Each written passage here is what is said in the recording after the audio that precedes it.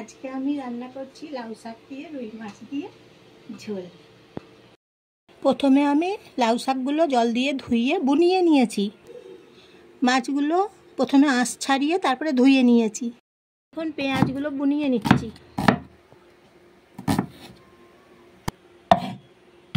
Tomato কুচিয়ে নিচ্ছি। এখন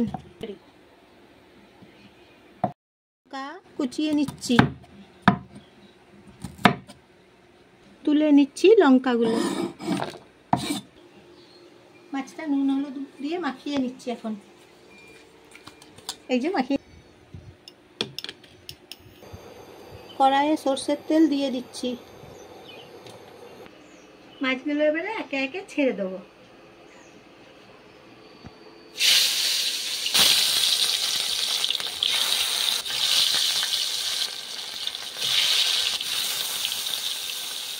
জানেন তো, লাউ শাক দিয়ে রুই মাছ দিয়ে ঝোল খুব সুন্দর লাগে।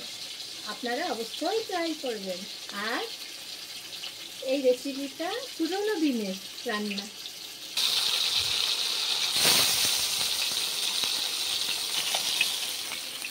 মাছ ভাজা হয়ে গেছে। এবারে আমি মাছগুলোকে একের পর এক তুলে দিচ্ছি, অন্য পাত্রে রেখে দিচ্ছি।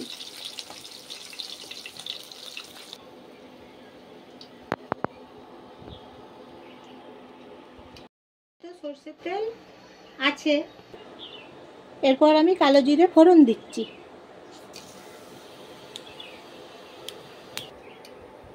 এবারে একে একে কোচানো জিনিসগুলো আমি দিয়ে দিচ্ছি। পেঁয়াজ দিয়ে দিচ্ছি, টমেটো দিচ্ছি, লঙ্কা দিচ্ছি, ভেজে নিচ্ছি।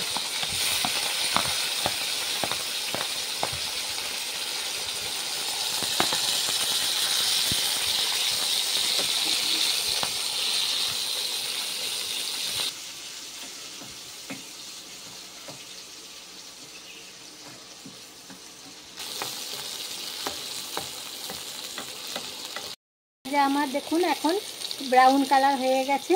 এবারে আমি মশলাগুলো একের পর এক দিয়ে দিচ্ছি। জিরে গুঁড়ো দিয়ে দিচ্ছি, ধনে গুঁড়ো দিয়ে দিচ্ছি, গোলমরিচের গুঁড়ো দিয়ে দিচ্ছি,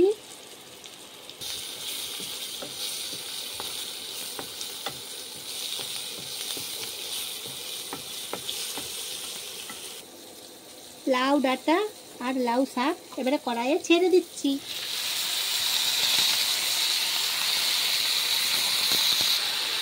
খুন্তি দিয়ে নেড়ে চেড়ে নিচ্ছি।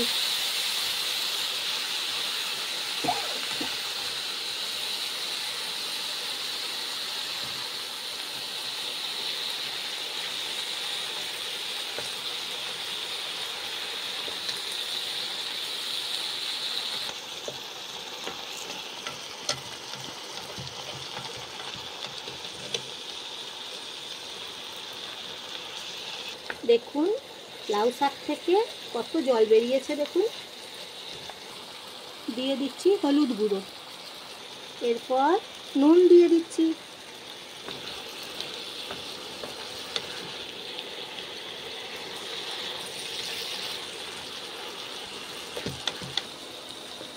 এরপর মাছগুলো একের পর এক কড়াইয়ের মধ্যে আমি ছেড়ে দিচ্ছি। এখন দেখুন মাছগুলো ছেড়ে দিচ্ছি কড়াইয়ে।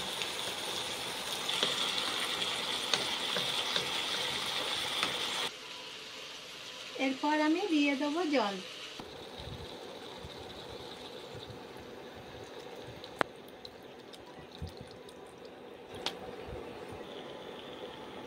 এরপর সেদ্ধ হতে সময় দিচ্ছি তরকারি।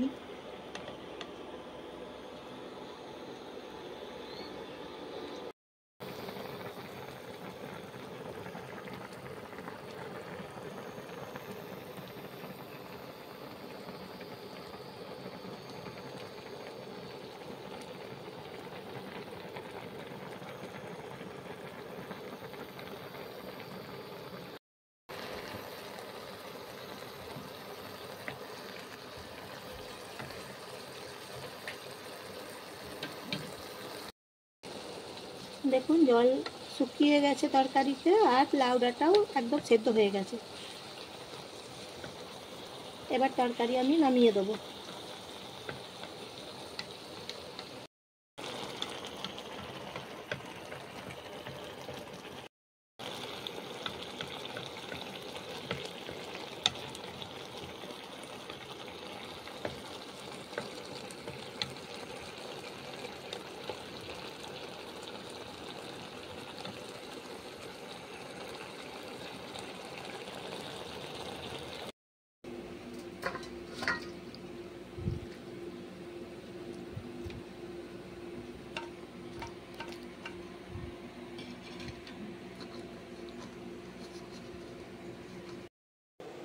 অবশ্যই ট্রাই করে জানাবেন কেমন লাগলো। ভিডিওটা ভালো লেগে থাকলে তাহলে লাইক করে দেবেন আর সাবস্ক্রাইব করে দেবেন, অনেক অনেক শেয়ার করে দেবেন। এবার তাহলে আসি, আবার দেখা হবে নতুন রেসিপি নিয়ে।